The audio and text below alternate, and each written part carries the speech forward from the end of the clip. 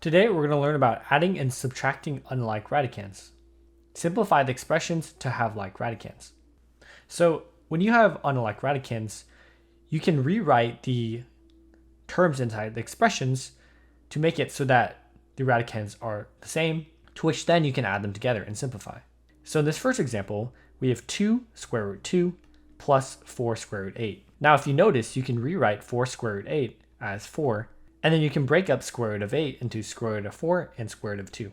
So the reason we're doing this is because we know that 2 square root 2, we can't break up this radicand any further. We want to make the second term in terms of square root 2. So we've effectively done that. Now this is going to be equal to 2 square root 2 plus, we have 4 times square root 4. Square root of 4 is 2. So this is 4 times 2, square root 2. And when the radicands are the same, you could add the coefficients in the front together. So we're going to have 2 plus 8, which is 10 square root 2. Now let's solve the second one. We have 4 square root 12, and we have negative 6 square root 48. Now we know that 12 is actually a factor of 48. So that means that we can take negative 6 square root 48 and rewrite it with a radicand of 12. So we're going to have negative 6 square root 4 and square root 12. Now we know square root of 4 is 2, and then we have square root 12. So our answer is going to be 4 minus 12 square root 12. Now you can actually break this up further into negative 8 square root 4 and square root 3, which is going to be equal to negative 8 times 2 root 3, which is going to be equal to negative 16 root 3.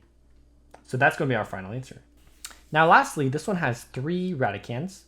And so one trick that I'm going to use is figure out what factor all 3 of them have in common. Off the bat, I can think of the number 6. 6 times 4 is 24, 6 times 9 is 54, and 6 times 16 is 96. This means that the radicand that all of them have in common is going to be 6.